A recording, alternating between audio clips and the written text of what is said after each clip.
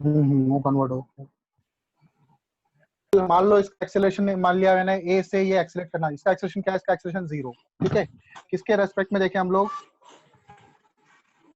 मान लो acceleration of c1 with respect to c2, तो क्या होगा, acceleration of c1 minus acceleration of c2, ठीक है। इसका एक्सेलरेशन क्या है 0, इसका एक्सेलरेशन क्या है माइनस का a, ठीक।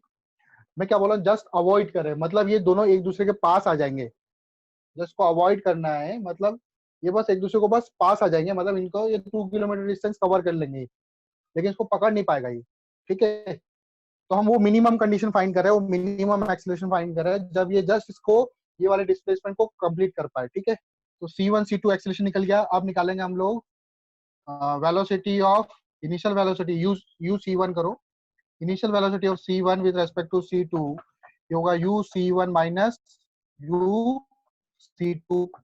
C1 कितना है 20 और C2 कितना आपका 12, 20 माइनस 12 हो जाएगा 8 मीटर पर सेकंड। तो इनिशियल वेलोसिटी, रिलेटिव वेलोसिटी आ गया आपका 8 मीटर पर सेकंड, ठीक है। रिलेटिव डिस्प्लेसमेंट कितना, relative displacement, displacement of C1 with respect to C2, सही कर रहा हूं मैं, displacement of C1 with respect to C2। तो position of C1 minus position of C2, तो position of C1 minus C2 कितना आएगा, C1 के रेस्पेक्ट में मैं C2 के रेस्पेक्ट में C1 को देख रहा हूँ, ठीक है। तो कितना आएगा माइनस,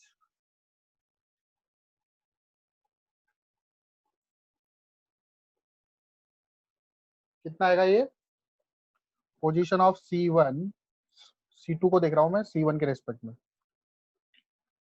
तो C2 को मैंने रेफरेंस लिया, तो ये आएगा आपका -2000 करेंगे इसको, सही है क्या।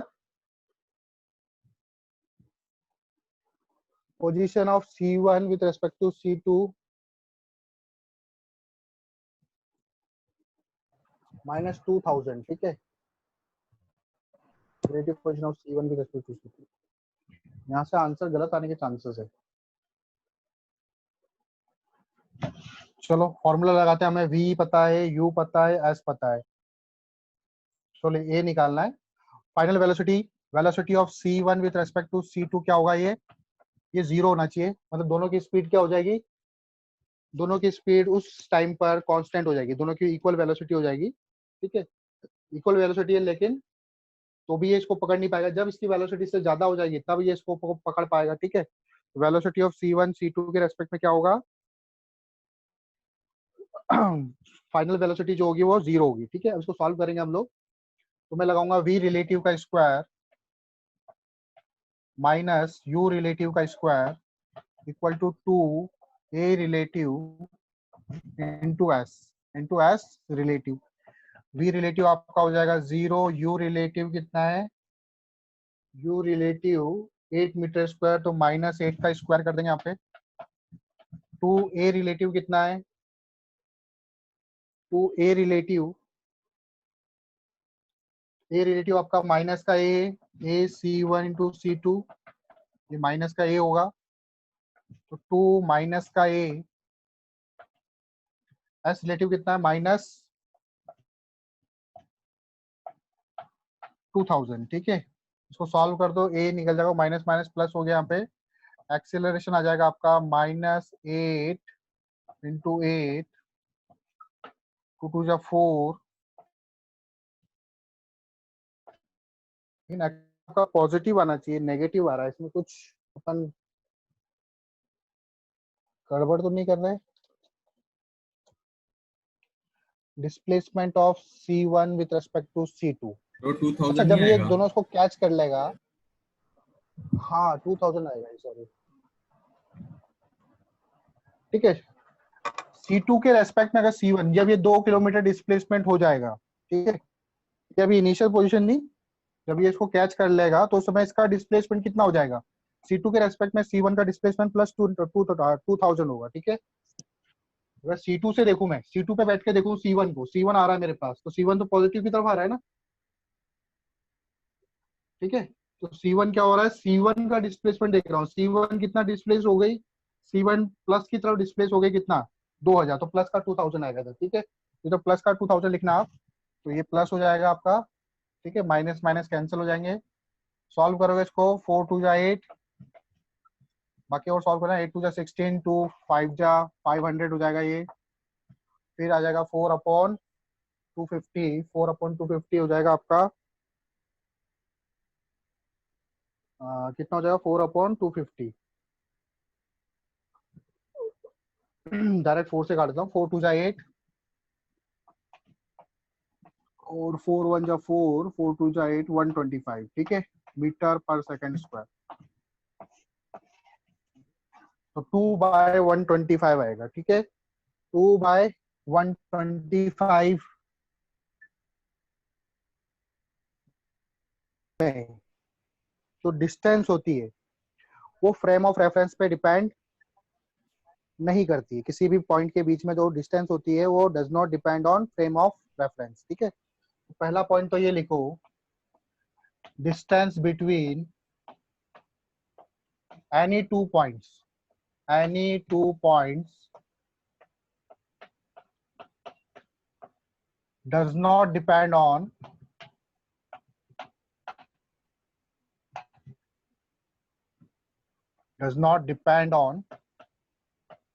frame पे डिपेंड नहीं करती है। जैसे सपोज करो ये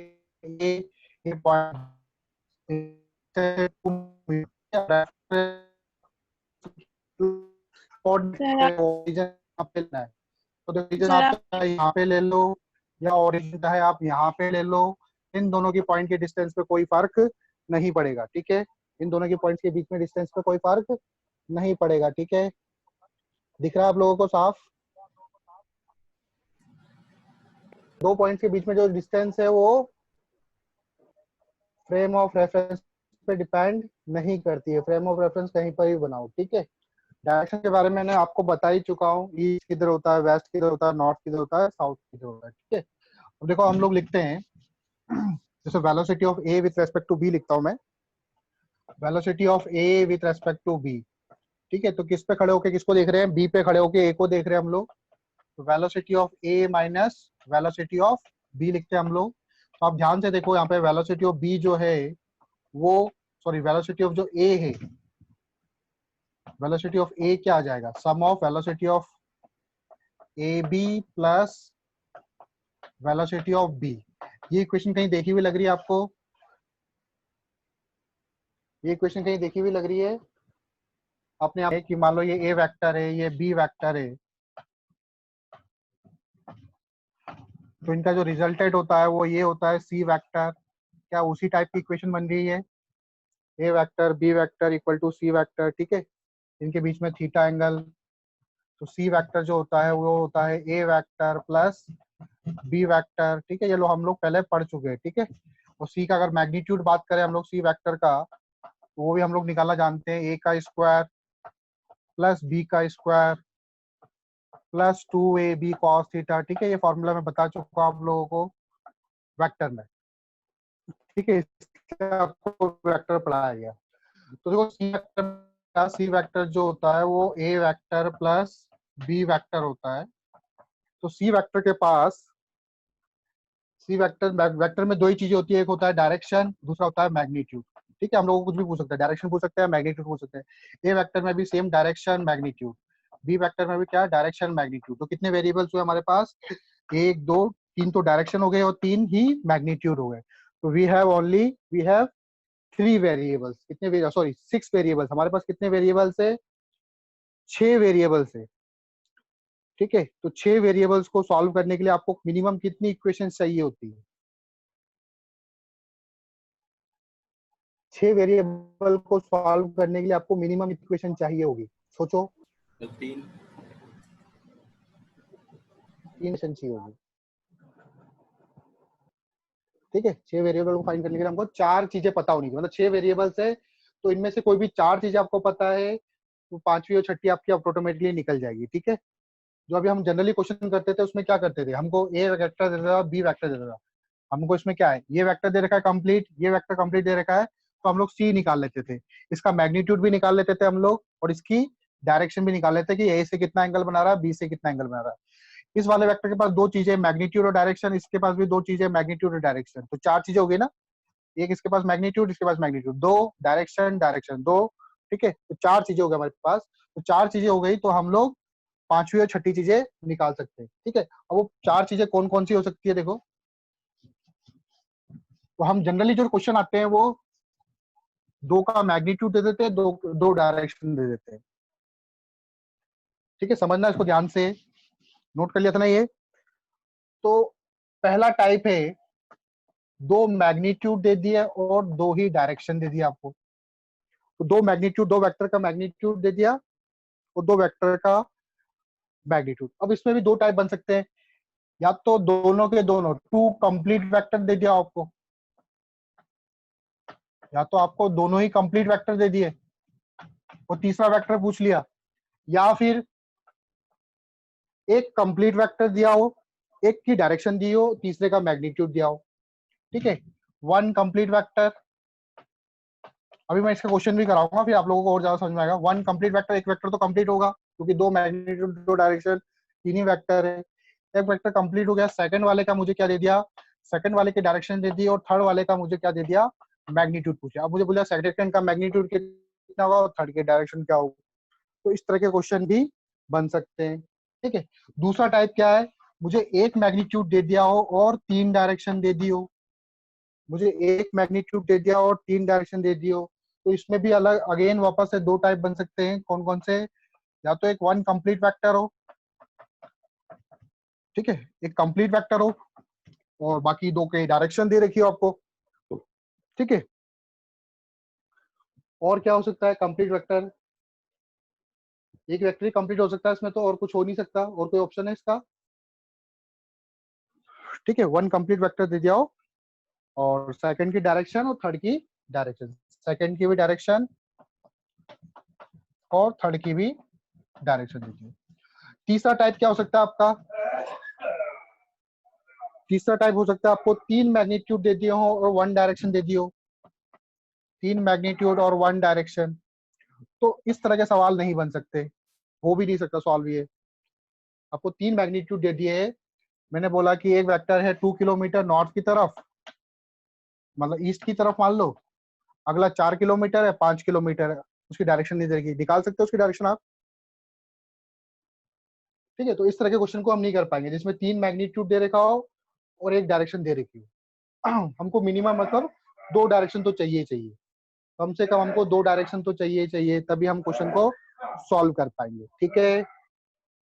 अब देखो इसके तो टोटल टाइप कितने बने, एक दो तीन, तीन ही टाइप के क्वेश्चन बनेंगे आपके। टू कंप्लीट वेक्टर है तो दोनों वेक्टर कंप्लीट हो, या फिर एक वेक्टर कंप्लीट हो सेकंड की डायरेक्शन थर्ड की डायरेक्शन, या फिर एक कंप्लीट वेक्टर हो सेकंड की भी डायरेक्शन थर्ड की भी डायरेक्शन।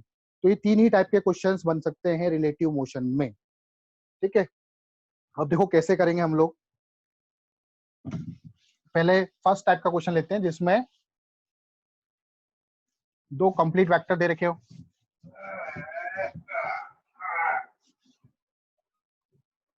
ठीक है। तो फर्स्ट टाइप का क्वेश्चन देखो, फर्स्ट टाइप का क्वेश्चन क्या है,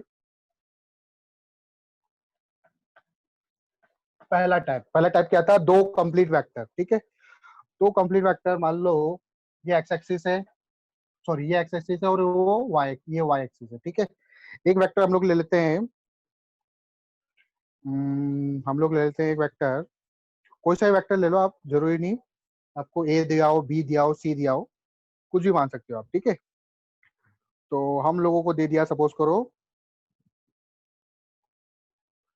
मुझे ए वेक्टर दे रखा है इस तरफ, ठीक है। ए वेक्टर दे रखा है, इसका मैग्नीट्यूड दे रखा है कितना 10, डायरेक्शन भी दे रखी है प्लस एक्स की तरफ, ए वेक्टर का मैग्नीट्यूड भी मुझे गिवन है 10 नहीं सॉरी 14 ले लेते हैं, ए वेक्टर का मैग्नीट्यूड गिवन है 14, ठीक है। और एक और कंप्लीट वेक्टर ले लो, किसको लोगे, सी ले लो आप, चलो ठीक है, सी ले लेते हैं हम लोग। ये सी वेक्टर, मुझे ये पता है कि सी वेक्टर जो है which is the resultant of A vector plus B vector, ये पता है मुझे। इसका एंगल दे रखा 45 डिग्री, तो बताओ बी वेक्टर क्या होगा, तो कैसे निकालेंगे देखो। बी वेक्टर बराबर क्या हो जाएगा, C vector equal to A vector plus B vector. तो देखो यहाँ पर दो कंप्लीट वेक्टर है, आपको बी निकालना है। तो बी वेक्टर क्या हो जाएगा, C vector minus A vector. अब कंपोनेंट करना आता ही है, सी वेक्टर के कंपोनेंट कर दो, एक्स कंपोनेंट वाई कंपोनेंट। ठीक है, सी का एक कंपोनेंट होगा, सी का मैग्नीट्यूड नहीं दे रखा मैंने, इसका मैग्नीट्यूड है 8√2। ठीक है, तो सी का इस तरफ कंपोनेंट क्या होगा, सी साइन 45, और सी का एक की तरफ कंपोनेंट क्या होगा, सी कॉस 45। सी की वैल्यू पता ही है आपको, 8√2, कॉस 45 की वैल्यू क्या होती है, 1/√2। तो इस तरफ इसका मैग्नीट्यूड 8 आएगा, और इस तरफ भी इसका मैग्नीट्यूड 8 ही आएगा। साइन 45 की वैल्यू पे रखना, एक्स की तरफ भी मैग्नीट्यूड 8, वाई की तरफ भी मैग्नीट्यूड 8 आएगा। तो सी वेक्टर क्या लिख सकता हूँ मैं, 8i cap plus 8j cap, क्योंकि प्लस 8i कैप इधर जा रहा है और 8j कैप ऊपर जा रहा है, माइनस ए वेक्टर, ए किधर है, ए 14 भी इधर है, कितना 14i कैप। सॉल्व कर सकते हैं इसको, कितना हो जाएगा, 48i cap minus 14i cap minus 6i cap plus 8j cap, कितना आएगा, minus 6i cap plus 8j cap. तो डायरेक्शन बता सकते हैं उसकी आप, कहाँ पर होगी, माइनस का 6 किधर होगा, इस तरफ, प्लस का 8 किधर होगा, इस तरफ। तो दोनों का रिजल्टेंट किधर आएगा, इधर। ये आपका बी वेक्टर हो जाएगा। एंगल निकाल सकते हो, कितने एंगल पे होगा, तो आप करोगे tan थीटा, मान लो ये थीटा एंगल है, tan theta equal to y component upon x component. y component 8 है, हम मैग्नीट्यूड सिर्फ मैग्नीट्यूड लेंगे 8/6, हो जाएगा 4/3। तो एंगल कितना आ जाएगा थीटा, यहाँ से एंगल 4/3 वैल्यू होती है tan की, वो शायद 53 पे होती है। आपको ये थीटा मिल जाएगा, कितना एंगल, ये एंगल मिल जाएगा आपको 53 डिग्री। तो हमें बी वेक्टर मिल गया, इसका मैग्नीट्यूड भी निकाल सकते हैं हम लोग, इसकी डायरेक्शन भी मिल गई। ठीक है, तो इस तरह के क्वेश्चन में क्या है, आपको दो वेक्टर कंप्लीट दिए होते हैं और तीसरा वेक्टर आपको फाइंड करना होता है। ठीक है, आया समझ में, कोई डाउट। सेकंड टाइप में क्या था, एक कंप्लीट वेक्टर और दो, एक मैग्नीट्यूड और एक डायरेक्शन। ठीक है, तो सेकंड केस देखो। ठीक है, मैं यही क्वेश्चन को अलग अलग तरीके से करूंगा, क्वेश्चन एक ही लेंगे हम बार बार, मैं सिर्फ आपको टाइप्स बता रहा हूँ कैसे करने हैं। तो सेकंड वाला टाइप में देखो, सबसे पहले देखो आप ऐसा कर लिया करो, टेबल बना लिया करो, ये ए वेक्टर है, ये बी वेक्टर है। ठीक है, और कौन सा वेक्टर आपको, A B, sorry A B इधर मत लिखो, इधर मैग्नीट्यूड लिखो, इधर डायरेक्शन लिखो, ए वेक्टर, बी वेक्टर और सी वेक्टर। ठीक है, इस तरह की टेबल बना लिया करो आप।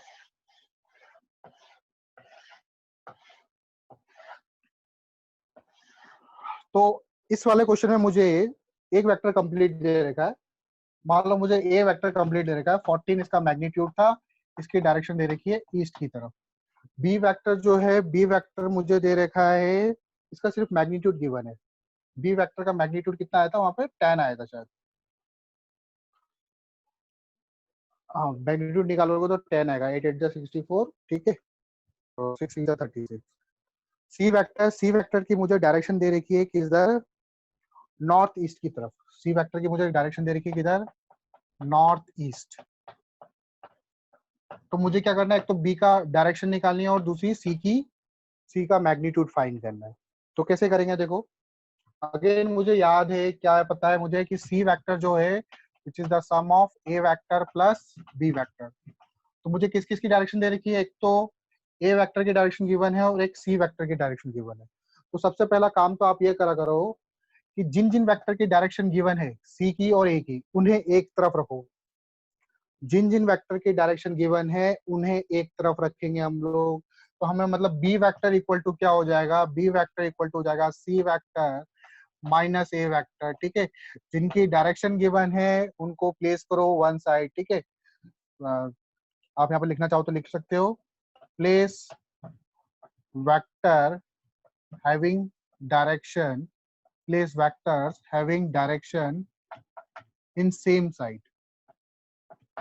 जिन वेक्टर की डायरेक्शन आपको पता है उनको एक तरफ प्लेस कर दो, having direction in same side, same side में प्लेस कर दो उसको। ठीक है, उन वेक्टर्स को सेम साइड में प्लेस कर दो। अब हमको क्वेश्चन सॉल्व करना है, कैसे करेंगे, तो सी वेक्टर की डायरेक्शन हमको पता नहीं है, सॉरी डायरेक्शन पता है, मैग्नीट्यूड पता नहीं है। तो क्या मान लें हम लोग, एक्स मान लेते हैं इसको। ठीक है, तो देखो कैसे करेंगे अब इसको। ये ईस्ट है आपका, इधर वेस्ट, इधर नॉर्थ, इधर साउथ। ठीक है, मेरी आवाज आ रही है ना? Yes sir. Yes sir. ठीक है, ठीक, मुझे मतलब देख नहीं रहा मैं, तो पता नहीं चला कि मोबाइल चालू है कि बंद है। ठीक है, तो मैंने मान लिया, मुझे डायरेक्शन पता है इसकी, नॉर्थ ईस्ट की तरफ है, मतलब जो सी वेक्टर है वो कुछ इस तरफ है, तो मैंने सी वेक्टर को क्या मान लिया, लेट सी वेक्टर क्या है आपका, एक्स है। नॉर्थ ईस्ट का मतलब है बिल्कुल 45 डिग्री पर, तो इसका इस तरफ कंपोनेंट क्या हो जाएगा, x sine 45, sorry x cos 45, और इस तरफ कंपोनेंट क्या हो जाएगा, एक्स साइन 45। ठीक है, तो मैंने सी वेक्टर के कंपोनेंट कर दिए। तो मुझे अब देखो क्या निकालना है, मुझे मेरे को बी वेक्टर चाहिए। तो बी वेक्टर क्या है, C vector minus A vector. B vector क्या है, C vector minus A vector है।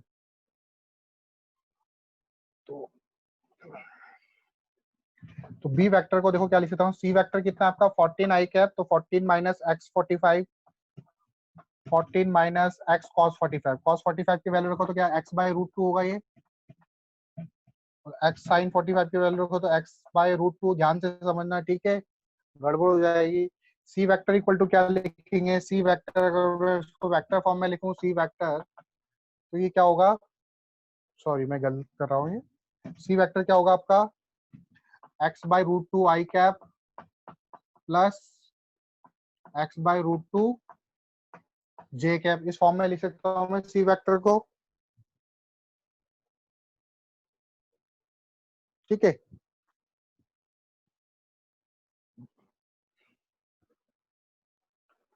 एक्स वेक्टर को मैं इस तरह फॉर्म में लिख सकता हूँ। ठीक है, और मुझे निकालना है बी वेक्टर। तो बी वेक्टर का मुझे मैग्नीट्यूड पता ही है, बी वेक्टर का मैग्नीट्यूड कितना है 10, डायरेक्शन मुझे पता नहीं है इसकी। तो बी वेक्टर जो है वो रिजल्टेंट है किसका, C vector minus A vector का। तो देखो सी माइनस ए किधर आएगा, सी वेक्टर देखो, सी माइनस ए किधर आएगा आपका, तो ए वेक्टर हो गया हमारा इस तरफ। ठीक है, हम्म,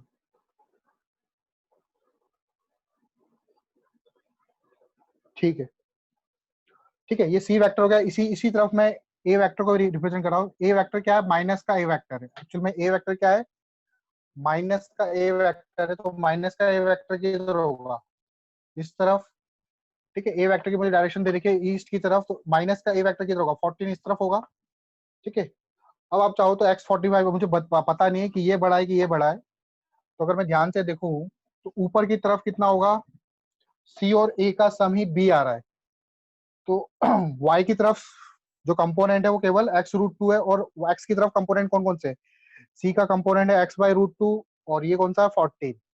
ठीक है, तो इधर देखो y की तरफ कंपोनेंट क्या है, x बाई रूट 2, और मैं मान लेता हूँ कि 14 जो है which is greater than x by root 2। ठीक है, सपोज करो 14 जो है वो ग्रेटर देन है, तो इधर आएगा 14 माइनस एक्स बाई रूट 2। ठीक है, मैं मैग्नीट्यूड की बात कर रहा हूँ, डायरेक्शन नहीं ले रहा सभी, डायरेक्शन भी ले लिया हमने वैसे, 14 माइनस एक्स बाई रूट 2। अब इन दोनों का मैग्नीट्यूड, सी और ए का मैग्नीट्यूड, इसका सम करेंगे हम लोग, तो वही बी के बराबर आ रहा है, सी माइनस ए का। तो मैंने क्या लिखा, B vector equal to C minus A vector. ठीक, इसको रब कर रहा हूं मैं। सर आपका वीडियो पॉज आ रहा है मुझे। वीडियो पॉज हो गया, यस सर। तो देखो इधर एक्चुअल में जो बी वेक्टर है, बी वेक्टर क्या है, इसका और इसका जो रिजल्टेंट होगा, मतलब इनका, वही बी वेक्टर का मैग्नीट्यूड होगा। तो मैं लिखूंगा एक्स बाय रूट 2 का होल स्क्वायर, क्योंकि दोनों 90 डिग्री पे, plus 14 minus x by root 2 का होल स्क्वायर, दोनों 90 डिग्री पे, इसलिए डायरेक्टली आप स्क्वायर कर सकते हैं, इक्वल टू 10 का स्क्वायर। ठीक है, सॉल्व कर दो, यहाँ से एक्स की वैल्यू निकल जाएगी आपकी। ठीक है, सॉल्व कर दोगे आप लोग, एक्स की वैल्यू निकल जाएगी, चाहो तो निकाल लो एक्स स्क्वायर बाई 4 2, ये हो जाएगा 14 का स्क्वायर कितना होता है 196 plus x square by 2 minus 2x by root 2 into 14 equal to 100। ठीक है, इसको सॉल्व करोगे आप लोग, x की वैल्यू निकल जाएगी x square by root 2 plus x square by sorry x square by 2 x square हो जाएगा, रूट 2 से ये रूट 2 टाइम्स 196 इधर है 100 एक्स स्क्वायर, इधर एक्स स्क्वायर हो गया, ये हो जाएगा minus 14 root 2 x equal to 100 minus 96, इसको इधर ले आओ,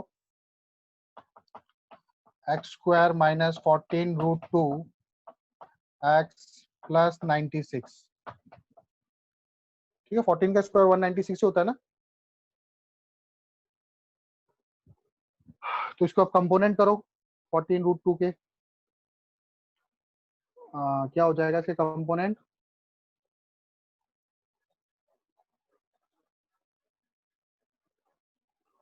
नाइन्टी सिक्स के कंपोनेंट करो, मतलब उसको ब्रेक करो 96 को, 14 की टेबल में 96 आना, 14 सिक्जा शायद 14 सिक्जा है ना, 14 सिक्जा कितना होता है, नहीं सर 4 जा 16 सिक्जा होता है शायद। ठीक है, 8 रूट 2 और 6 रूट 2 लेंगे। ठीक है, तो x square equal to minus 8 root 2 minus 6 root 2 plus 96 equal to 0। ठीक है, यहाँ से कॉमन ले लो, एक्स एक्स एक्स भी है इधर ना, तो इधर आएगा एक्स एक्स माइनस 8 रूट 2, इसमें माइनस कॉमन हो जाएगा, minus 6 root 2 x minus 8 root 2। ठीक है, तो आपके पास दो वैल्यू आ जाएगी, x equal to either 8 root 2 या फिर एक्स इक्वल टू 6 रूट 2। ठीक है, दो वैल्यू आ जाएगी आपके पास, दोनों ही आंसर सही है। ठीक है, कोई सा भी यूज कर सकते हो आप। ठीक है, और ये एक्स किसकी वैल्यू थी, सी की वैल्यू, सी का मैग्नीट्यूड निकले, सी का निकल गया तो बी का भी हम मैग्नीट्यूड निकाल सकते हैं। बी का तो शायद गिवन था ना, बी का मैग्नीट्यूड गिवन था, बी की डायरेक्शन निकाल सकते हैं हम चाहे तो।